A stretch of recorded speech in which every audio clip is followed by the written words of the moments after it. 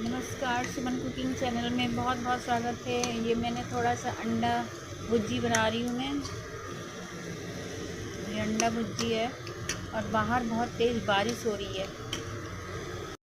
ये देखिए कितनी तेज़ बारिश हो रही है, हवा चल रही है, बारिश हो रही है, पानी गिर रहा है ऊपर से बहुत तेज़। ये सारा जी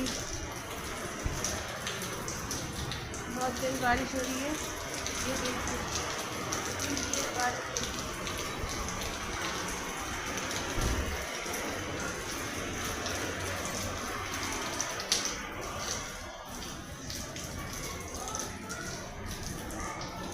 है। ये देखो शेरू कहाँ घुस गया। शेरू टेबल के नीचे घुस गया। हाँ, निकलो बाहर, जल्दी निकलो। डरपोक्कू है ये तो।